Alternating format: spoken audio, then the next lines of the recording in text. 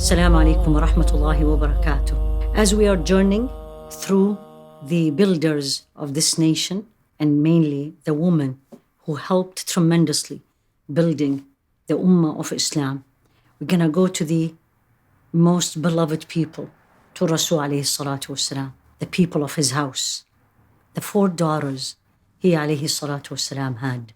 And we're going to start with the Sayyida Zainab, his eldest daughter. Now, Rasul alayhi salatu wasalam, and all the scholars agreed that he had all his children, except Sayyidina Ibrahim, as we discussed before, from Sayyida Khadija. And he had 4 daughters from Sayyida Khadija. And those were Sayyida Zainab, Sayyida Ruqayya, Umm Kulthum, and Sayyida Fatima. Sayyida Zainab was born 10 years before Rasul alayhi salatu wasalam became a prophet. And her full name, and what a name, Zainab Bint Muhammad ibn Abdullah. And she was intensely loved by Rasul alayhi salatu wasalam. And her unique personality, she was a leader and she was a caregiver, both. She actually helped her mother, Sayyida Khadija, to raise her daughters, take care of them, but also to mentor them. So how does it look like to grow up in the house of prophethood, the house of Rasul alayhi salatu wasalam? What an honor it is, but also brings with it, as everything else, every honor brings with it responsibility, tests, and trials. So her early life was in Mecca, 10 years of age, and then Rasul alayhi salatu wasalam became the prophet. And we all know what difficulties Rasul alayhi salatu wasalam went through, and his family, when he lived in Mecca, and how the disbelievers and the pagans tortured them, insulted them, and did everything possible to make them change from being a Muslim. In the 7th year of prophethood, still in Mecca, so they tortured them and they put them in solitude in a place called Sha'ab Abi Talib.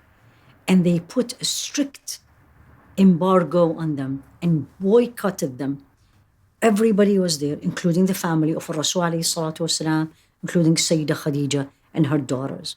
And she specifically, Sayyida Zainab, faced, subhanallah, the noble daughter, faced imprisonment, starvation, and every atrocity comes with it, she and her family.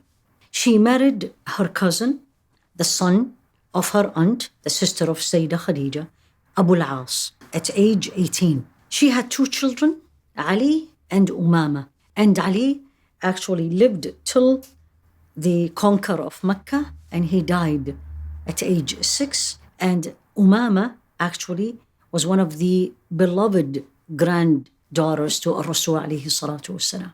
So she got married, Sayyida Zainab. Now the test comes in, and the husband declined to be a Muslim.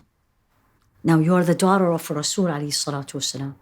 And Abu al-As was a very nice man, took good care of her, but he declined to be a Muslim. Now at that time they were still in Mecca. The ruling of the Muslim woman cannot marry a non-Muslim was not yet revealed. Rasul alayhi salatu wasalam migrated with his family. Sayyida Zainab stayed in Mecca. The battle of Badr came in. And imagine who was fighting against the Muslim, her husband. So he was captured, and then Rasul alayhi salatu wasalam declared in Medina that the capture of war can be freed if their family send ransom. And this is a very common custom at that time. So Sayyida Zainab wanted her husband. So she sent the ransom. And what did she send? The same necklace that her mother Khadija gave her as a gift for her marriage. And the Rasul alayhi salatu wasalam saw the necklace.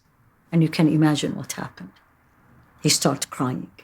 And then he said, and he took the approval of the companions, and he said, I will set him free without money, but he make a promise. He will send back Zainab to Medina. And Abu al-As did that. He actually went to Mecca and send Zainab. So now, Sayyida Zainab in Medina, living as a single mother with 2 children, and her husband, the beloved one, is in Mecca, not Muslim yet. So basically what happened, her husband, Abu al-As, had a caravan, and he was in a trade trip, and the Muslims attacked that caravan, and he ran away. And he ran away to Medina. As he reached Medina, he went to Zainab. She stood out and announced that Abu al-As is under my care and no one can attack him. This is a very common custom at that time, that whoever reach to a Muslim and look for protection, that person, Muslim or non-Muslim, is under the protection of this household and he is safe. Rasul ﷺ came out and he said to his people, I didn't know that. I heard her voice like you heard her voice. Courageous woman. At that time, Abu al-As accepted Islam. And Rasul ﷺ did this ceremony and remarried his daughter to Abu al-As. Before they got married, when he was in her house, he told her, you can give him protection like the usual custom, but you're not going to be living with him as a wife and a husband. Then he got them married and they lived. Sayyida Zainab, soon after she died. Why did she die? As she was leaving Mecca in her migration to Medina, she was attacked fiercely, that someone pushed her and actually she hit a rock with severe injuries. And as she went to Medina, lived a couple of years and then died out of her injuries. And who prayed over her? Alayhi salatu wassalam, her father. As we all know, Rasul alayhi salatu wassalam went through every loss and every trial that each one of us maybe have one of them, but he had it all. She passed, may Allah be pleased with her, 8 years after Hijrah. As a result of the injuries she had, Rasul alayhi salatu wasalam prayed her janazah, and he actually laid her by himself in the grave, and he buried her. He said, I was very worried and disturbed by the weak physique of Zainab, and I prayed that Allah subhanahu wa ta'ala should relieve her from the squeeze of the grave. May Allah be pleased with her. Ya Rabbi.